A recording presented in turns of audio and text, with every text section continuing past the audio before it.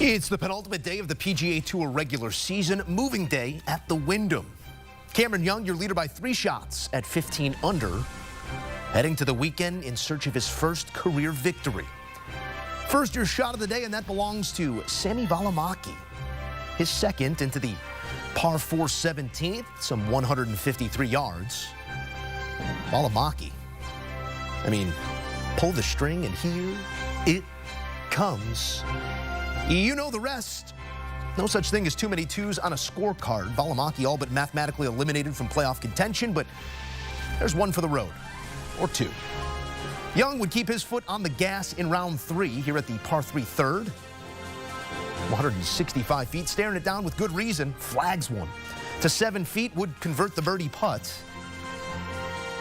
Another opportunity at the 4th from 32 feet.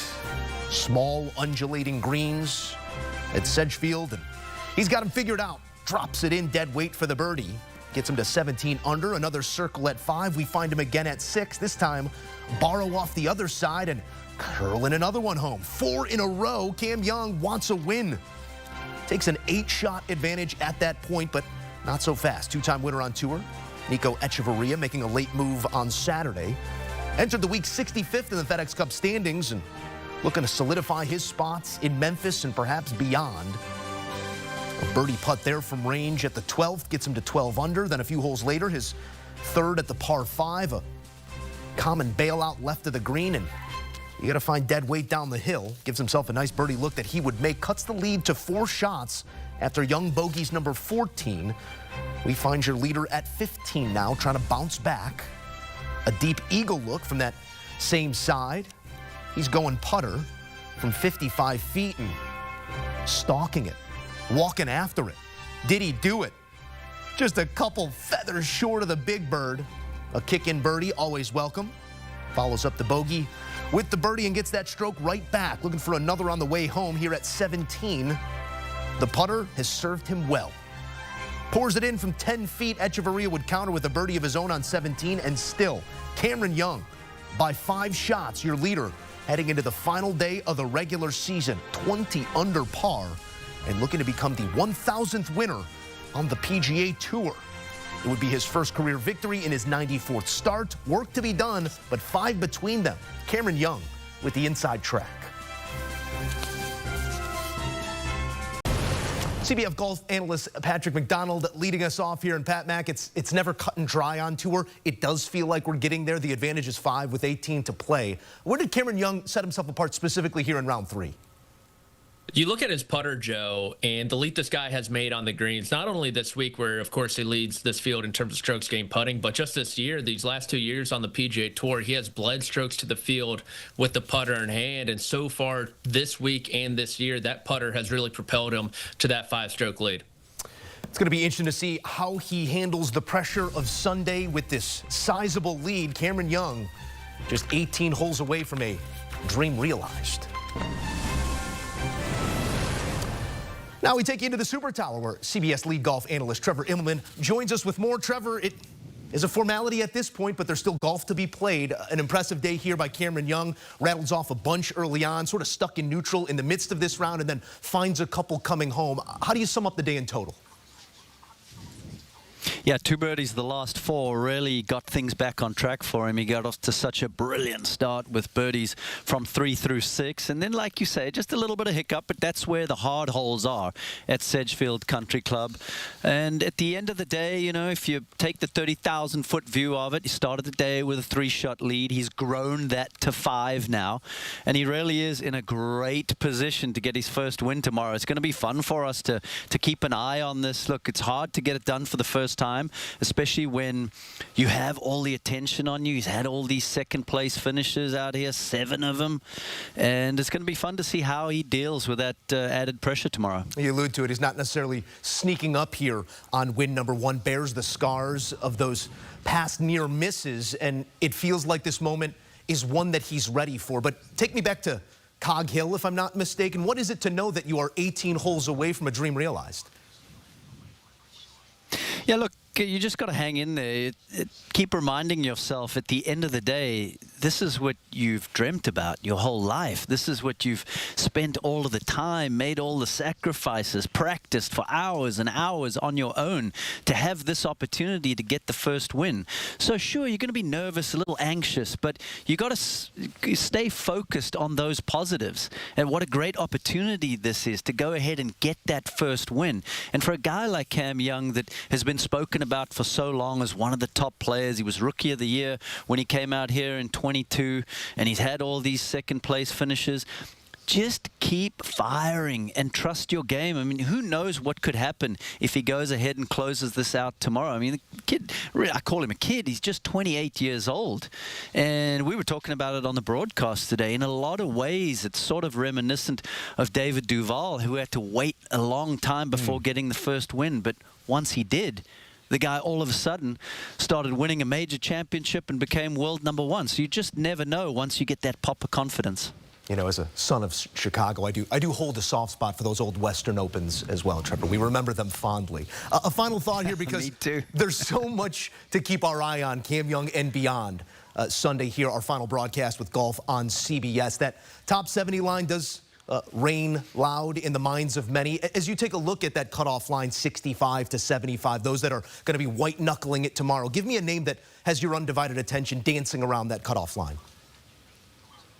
Well, Gary Woodland, who's sitting at 70th right now, projected at 70th. I mean, it has been an incredible couple of years for him after going through the brain surgery in September of 23, the fight back, the rehab, all the angst and anxiety that goes with that. And then once he comes back, all the love and support from not just his fellow tour members and the staff out here, the whole big family out here, but all the fans that come out to these events week in and week out. Everybody has a little love for GW, as we call him, and for him to be on the bubble going into tomorrow, it's going to be a massive day for him, and he is going to have a ton of people rooting for him. Yeah, Saturday, often referred to as moving day. It will be a moving day on Sunday if Gary Woodland can find himself inside that top 70. Trevor Immelman, one more time tomorrow, pal. We'll see you then. Can't wait. Thanks, Moose. And don't forget where to be. 3 Eastern time, CBS and streaming on Paramount+. Final round coverage at the Wyndham Championship as Cameron Young tries to collect win #1, but plenty of prizes given out if you get into that top 70. It all comes to a close Sunday on CBS. More to come here on CBS Sports HQ as we continue our conversation. 7 times before he's found himself in second place. Will it be win #1 come Sunday? We explore more next.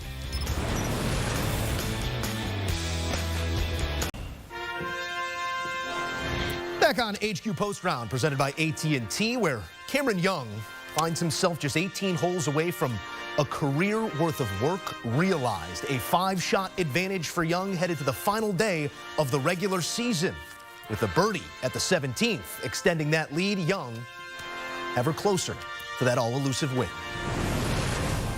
Back in studio, Joe Musso alongside Rick Gehman and Patrick McDonald. Rick, Patrick and I previously sort of examining the putter of Cameron Young and how it served him throughout this week. Is that where he statistically has set himself apart? Yeah, and it's the part of his game that sets him apart from other long hitters, Joe. I don't know if I would say that Cameron Young is a good putter or a bad putter, but he's a very streaky putter, and he can get it hot, and unfortunately for him, it goes cold for weeks or even months at a time. But that is the one thing that he does better than a lot of his big hitting peers, guys that can bomb it off the tee, guys that hit a lot of wedges into greens. He's got softer and better hands on and around the putting surfaces, but they do come in streaks, and he's just got it fired up this week. I mean, unlimited firepower. I go back to the way he finished his opening round with 5 straight birdies. The only thing that slowed him down at all was the weather delay in the second round. He could go off and put 4 or 5 circles on the card in a row at any given notice. And yes, I do think the putter is a big reason for that, and I think it creates a lot of confidence that goes throughout the rest of his game. I'm glad Rick brought up the feel, because it seems like Cameron Young has this feel this week that he might not have had in his previous contention runs. You look at that lag putt on 16, for example, from 90 feet away, putting that to tap in distance. You look at all his birdie putts. These aren't right edge putts. These aren't one ball out. They're out there sidewinding. And Young really hasn't had that touch, that feel on and around the greens, I feel like, these past few years. And it does bear out in the statistics. I mean, I was shocked to learn today when I went on pgatour.com, Cameron Young is number 10 on the PGA Tour in terms of strokes gained putting in 2025. That is absolutely bonkers when you combine it with the length, with his wedge play that Rick was mentioning as well. And right now, this week, it just seems like everything's really coming together for him. Yeah, if you are streaky, the when is all important. And the when of this win is also prevalent in this moment. With the win, projected to jump 24 spots all the way to 16th in the FedEx Cup standings. I mean, that's almost high enough to skip Memphis if you want, but different conversation. I know win number one, you take it whenever you can get it, Rick, but how important is it for Young that this is happening to him right now? No, it matters. I mean, we've seen guys win the RSM Classic, and that's the final event of the fall, and they have to sit on that for a couple of months, and then they can't really rekindle that magic. If you are playing great golf and you're beating a field of some of the best players in the world, you want to be doing it at a time where it's most valuable. And now you can determine what value is. Maybe it's making a run at the FedEx Cup playoffs and the Tour Championship. Maybe it's a last-ditch effort to get yourself onto the United States Ryder Cup team. Maybe it's for the money and the purse that's going to be available over the course of the next couple of weeks. But yeah, if you could pick a time to get hot and rattle off a couple of good weeks in a row outside of starting in April and going through May, this is probably the best time to do it if you're Cam Young. Just look at Lucas Glover a couple years ago, right? That guy had no real season at all, and then he wins the Wyndham Championship. He wins that TPC South win. People are clamoring him to be on the U.S. Ryder Cup team. Cameron Young probably has a higher ceiling than Lucas Glover with all his skill, and you just have so much potential earning power down the line these next three tournaments, including the Ryder Cup potentially, if Cameron Young does play himself onto the team. Remember, this guy is just a kid from the mean streets of Brooklyn, from the Bronx, right, guys? And for him to potentially play in Bethpage Black, I mean, it'd be a true storybook ending. You got the kid from Jersey, you got the kid from Brooklyn, you got all of the boroughs covered and even beyond, but in the tri-state area, maybe well represented, or it could just be the same roster we've seen time and again. We will get there when we get there.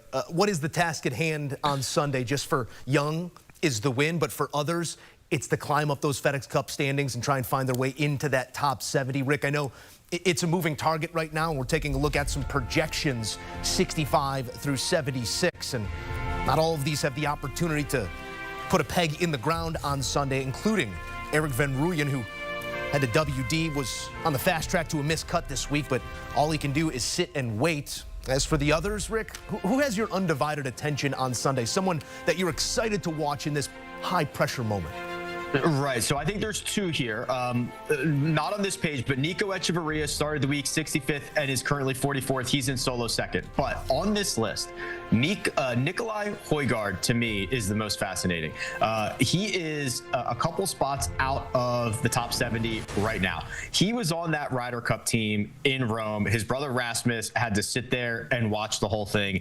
It seems as if Rasmus is a shoe-in this time around for Bethpage. And now Nico is very much a question mark. And I think if he could get himself into the playoffs and play a couple more weeks, he would significantly improve his chances of making that Ryder Cup team. Everybody knows what the ceiling is, but it hasn't been a great 2025 for Nico. He's starting to play a little bit better late in the year, but I think he needs a little bit more. And it would be an amazing natural pairing for the Højgaard twins to battle it out at Bethpage. Now both of them getting, Ryder Cup experience. So that to me is probably the most significant one when you consider the prizes that are on the line and also the team spots that are available.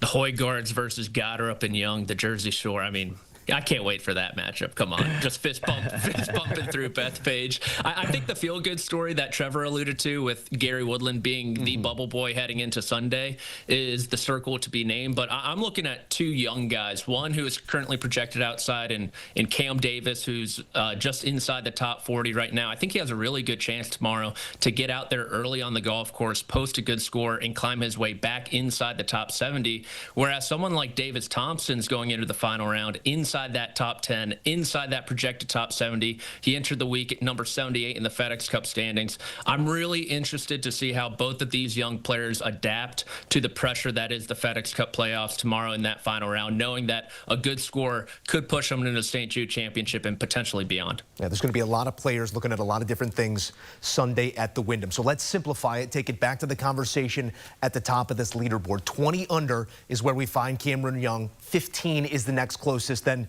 you have some space between he and number 3. What is the number, Rick, in Cam Young's mind that he has to get to feel safe about win number 1?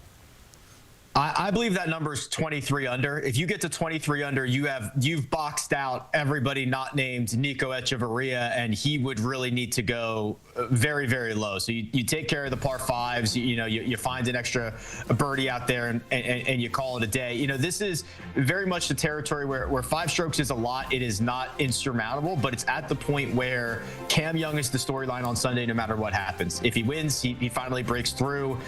First win after 7 runner-up finishes, and if he does not win, then it was another collapse, and we might be having to have kind of a bigger conversation about Cam Young. So all eyes on him. Every storyline will start and end with Cam Young. I think he should go out and target 23 under.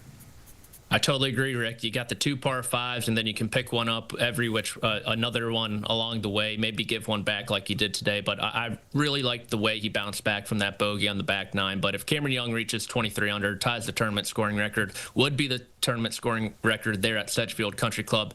Mind you, I think he's walking to the finish line with the trophy in his hand, coming down 18, with potentially a smile on his face, which does not happen often for Cameron Young. We'll see if we can get one out of him, if he can get win number 1. Patrick McDonald and Rick Gehman, always a pleasure. And the pleasure is all yours. The Early Wedge, 5 days a week. Anywhere you get your podcast, you can scan that QR code to learn more. Our guys taking you under the ropes and into the action. It's the Early Wedge. Get involved right now.